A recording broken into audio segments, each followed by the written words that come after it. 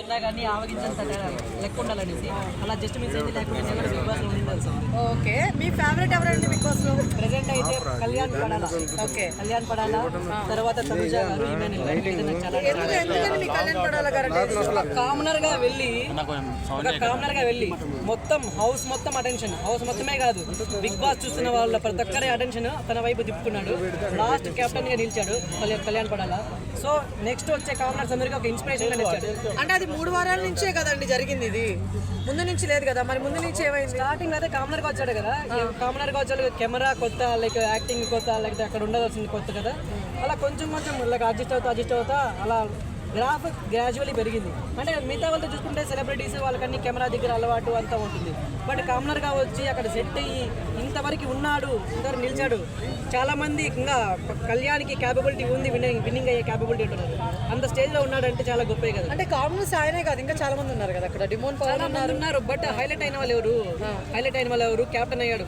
Like డిమాన్ Pawan కూడా చాలా అంటే చాలా మంచిగా ఆడాడు. అతనికి ఏదో బ్యాక్ పెయిన్ వచ్చి లైక్ అక్కడ అయిపోయాడు. కానీ లేకపోతే అక్కడ కళ్యాణ్ది నాకు ఎక్కడ మంచి విషయం అనిపించిందంటే, డిమాన్ పవర్ని తీసేసి రీతు చౌదరిని తీసుకుంటే చాలా అంటే చాలా ఈజీగా అయిపోయాడు గెలవడం. సో తన సమభుజిని చేసుకొని తనకి ఒక ఛాన్స్ ఇచ్చి తనతో పాటు పోటీగా ఆడాడు. అక్కడ ఛాన్సెస్ 50-50 ఛాన్సెస్ ఉన్నాయి. ఎందుకంటే ఇద్దరు ఈక్వల్గా ఆడతారు, ఇద్దరికి క్యాపబిలిటీ ఉంది, ఫిజికల్గా కూడా ఇద్దరుగా చాలా ఫిట్ ఉన్నారు. అలాంటి పర్సన్ని సెలెక్ట్ చేసుకోవడంలోనే కళ్యాణ్ అక్కడ గెలిచేశాడు. ఆట గెలుస్తాడా గెలవడా, బట్ హార్స్ అయితే గెలిచేశాడు. అలాంటి పర్సన్ని గెలిచి లాస్ట్కి క్యాప్టెన్ అయ్యాడంటే చాలా అంటే చాలా గొప్ప విషయం. అతను reporting to big boss Kalyan పడాలి అంటున్నాడు కదా, ఆ సెల్యూట్ చేయడము చాలా అంటే చాలా మంచిగా అనిపించింది. ఓకే, అండ్ మన రీతు గారు సంజన తీస్తారు కదా ఇలా పొడి చేసి. సో అది మీకు ఎలా అనిపించింది? పర్సనల్ ఏమైనా పెట్టుకుందంటారు గెలిచి మొన్న నామినేషన్స్ పరంగా? ఖచ్చితంగా నామినేషన్స్ లో సంజన గారిని రీతు చౌదరి కొంచెం ఏదో నార్మల్గా ఒక ఇష్యూ ప్రకారం అనింది. సో అక్కడ మాట పెరిగిపోయి సంజన గారు అసలు బై మిస్టేక్ అన్నారో లేకపోతే కావాల్సిగానే ఆమె మనసులో ఉన్నది అన్నారో తెలియదు. కానీ రీతు చౌదరి ఇలా పవన్ కళ్యాణ్తో పక్కనే కూర్చుంటుంది, అది నాకు నచ్చట్లేదు. అలా కొంచెం అది నేషనల్ మీడియా కదా, నేషనల్ టీవీలో ఉన్నప్పుడు కొంచెం పోర్ట్రేట్ వేరేగా అవుతుంది. చూసే జనాలకు చాలా మంది కూడా ఆ మందిని కొంతమంది నచ్చిండొచ్చు, అరే అవును కదా అలా ఉన్నారు కదా, కొంచెం నచ్చట్లేదు కదా అనేసి. బట్ డైరెక్ట్గా వచ్చినప్పుడు 10 మంది చూస్తున్నారు, ఇంతమంది చూస్తున్నారు అన్నప్పుడు కొంచెం మంచిగా మాట్లాడింటే వాళ్ళు కూడా బయట పోయినాక వాళ్ళకి చాలా మంచి లైఫ్ ఉంటుంది. సో అలాంటప్పుడు మనం ఇట్లా పోర్ట్రేట్ చేస్తే బ్యాడ్గా వాళ్ళకి అవుతుందని తెలుసుకొని ఆమె మంచిగా మాట్లాడింటే బాగుంటుంది. మీ పరంగా అది కరెక్ట్ అనిపించింది, రాంగ్ అనిపించింది?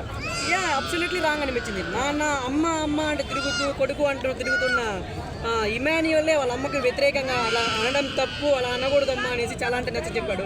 సో చూస్తున్న ప్రతి ఒక్కరికి అరే ఏంది ఇలా అనేసింది సంజన, అలా అనకుండా ఉంటే బాగుండు. సో పర్సనల్గా వెళ్ళి లైక్ పక్కన కూర్చొని అలా కాదమ్మా ఇలా చేస్తే బాగుండు, ఇలా చేస్తే బాగుండు అని పక్కన చెప్పొచ్చు. నీకు నచ్చలేదా సో వెళ్ళి చెప్పు పర్సనల్గా. అలా నేషనల్ మీడియాలో అలా అందరూ చూస్తున్నప్పుడు లైక్ నామినేషన్స్లో అనడం చాలా అంటే చాలా తప్పు. ఇప్పుడు వచ్చిన ప్రోమోలో కూడా చూసుకుంటే నాగార్జున గారు చాలా అంటే చాలా ఫైర్ అవుతున్నారు. రెడ్ కార్డ్ ఇచ్చి డైరెక్ట్గా హౌస్ డోర్స్ ఓపెన్ చేసి బయట వెళ్ళిపోయి నీకు నచ్చకపోతే అంటున్నారు. సో అంత ఫైర్ అయ్యారు నాగార్జున గారు కూడా. అలా చేయడం చాలా తప్పు అనిపించింది ఆ విషయంలో.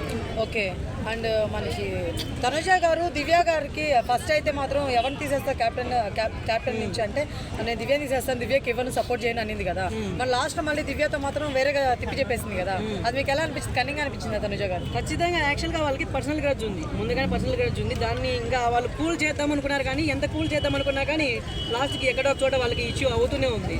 సో అక్కడ ఇష్యూ అయ్యేసరికి వేరే వాళ్ళు లైక్ కళ్యాణ్ కానీ లేకపోతే కళ్యాణ్ మంచి ఫ్రెండే, రీతు మంచి ఫ్రెండే, డెమాన్ మంచి ఫ్రెండే, అందరి మధ్యలో ఒక ఇష్యూ పెట్టుకోండి, వ్యక్తిని తీసేయకుండా ఎవరు తీసారు చెప్పండి.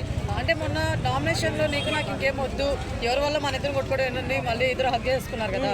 మరి ఇప్పుడు అలా ఎందుకు చెప్తున్నాను కదా, ముగ్గురు నచ్చిన మనుషులు ఉన్నారు, ముగ్గురు ఫ్రెండ్స్ ఉన్నారు.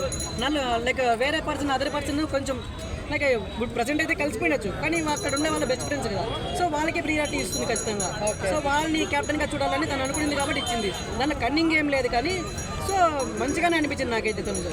ఓకే అండి, అండ్ ఇమ్మాన్యుల్ గారు డిమోన్ పవర్ తీస్తాడు కదా, సో దాని గురించి మీ ఒపీనియన్ అండి, అది కరెక్ట్ అంటారా? కరెక్ట్ అంటే డిమాన్ పవన్ తను ఒక ఆయన ఉంటే నేను గెలవలేనేమో, లేకపోతే ఆయన ఉంటే నాకు టఫ్ కాంపిటీషన్ అవుతుందేమో అనే విషయంలో అలాగే తీశారు. కానీ అక్కడ పర్సనల్ గ్రేజెస్ అట్లాంటివి ఏం లేవు. సో అతను తీస్తే కొంచెం ఇంకా నెక్స్ట్ కళ్యాణ్ కానీ తీసేసినామంటే రీతి చౌదరి ఉంటుంది, ఈజీగా అయిపోతుంది, విన్నింగ్ అవ్వచ్చు అనుకున్నారు. సో ఆ విషయంలో తీశాడు. కానీ ఇమాన్యుయల్ మరి అంత ఎమోషన్ ఎందుకు అయిపోయాడో నాకైతే అర్థం కాలేదు. ఆల్రెడీ 2 సార్లు 3 సార్లు గెలిచాడు. సో వేరే వాళ్ళు ఛాన్స్ వస్తుంది, పోనీ అనుకోవచ్చు, బట్ ఎమోషనల్ అయ్యాడు. సో డిమాన్ పవన్ చేసింది మంచిది అనిపించింది. ఓకే, టాప్ లో ఆర్మీ కళ్యాణ్ ఉన్నారని చెప్పేసి తనుజ గారికి అనిపించి తనుజ గారు సపోర్ట్ చేస్తారా ఆర్మీ కళ్యాణ్కి? ఖచ్చితంగా తనుజ సపోర్ట్ చేస్తుందా అంటే తనుజ తరువాత ఇప్పుడు నేనున్నాను, నా పక్కన నా బెస్ట్ ఫ్రెండ్ ఉన్నారు, ఫస్ట్ నేనే కావాలనుకుంటాను. నా తర్వాత ఎవరు అంటే కళ్యాణ్ అని చెప్పింది, కానీ నా బదులు కళ్యాణ్ రావాలని ఎక్కడే చెప్పలేదు.